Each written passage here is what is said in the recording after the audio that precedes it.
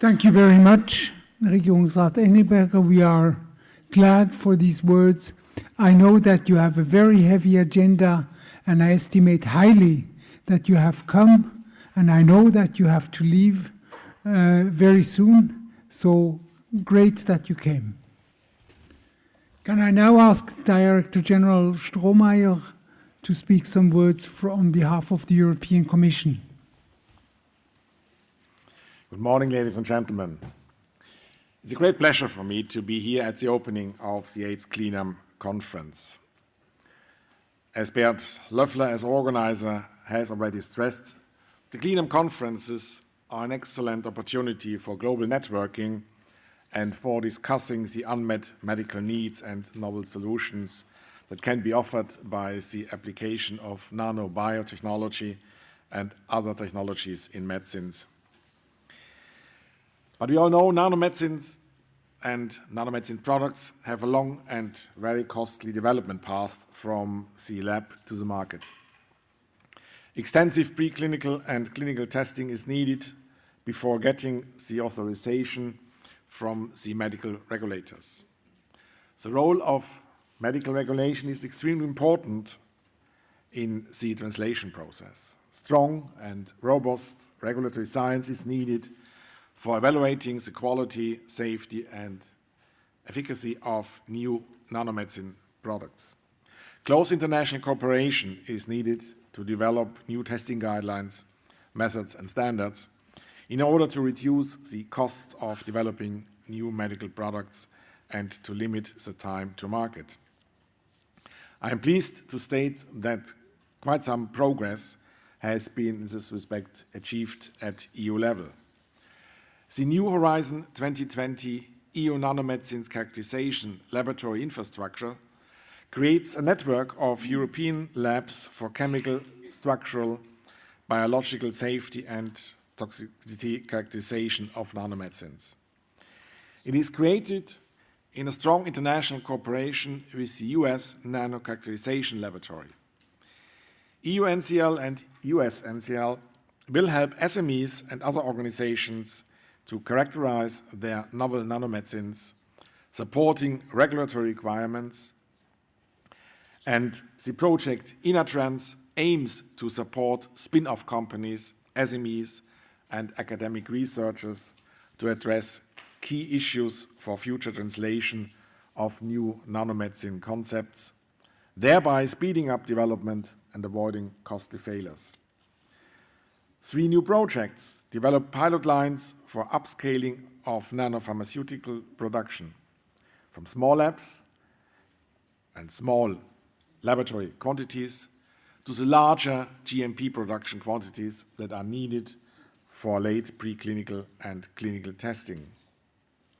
And in recent months, the European Commission also had discussions with many stakeholders from the pharmaceutical and medical technology sectors, like the European Technology Platform for Nanomedicine, about new ways to stimulate innovation in healthcare.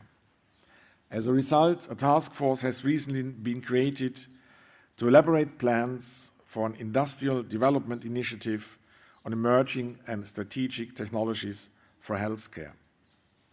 This initiative is well aligned with the objectives of the CLINAM communities, but has a wider scope in terms of technologies covered.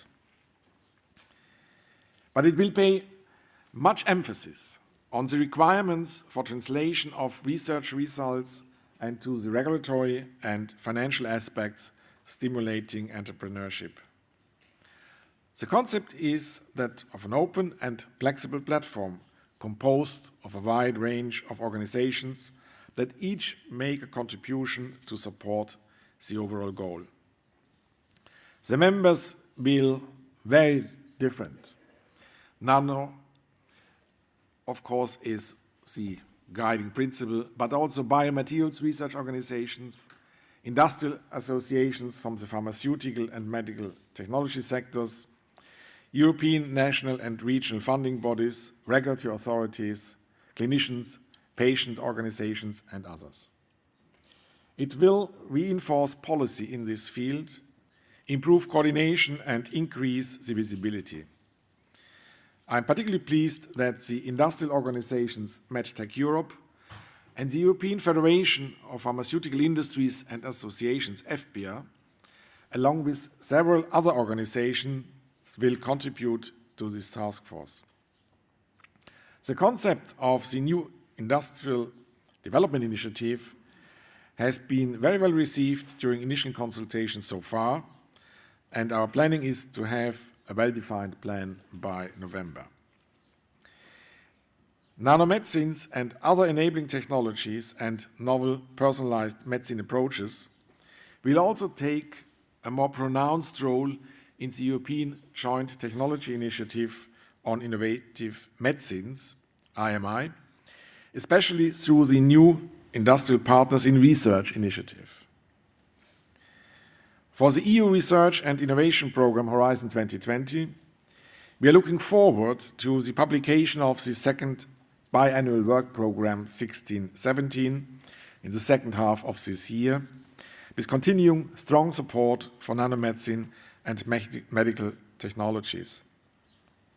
To give you an idea, in the year 2014, Horizon 2020 committed more than 250 new projects with a combined EU funding over 500 million euro on applications of nanotechnologies, biomaterials, biotechnology, and photonics in healthcare, spanning from frontier research by the European Research Council to close-to-market research with the SME instrument. The good cooperation between the various communities has very much contributed to achieve this progress, but it will be much more needed also in the future to implement the vision of the personalized medicine of the future. With this in mind, I look forward to lively discussions and a very interesting CLINAM conference also this year. Thank you very much.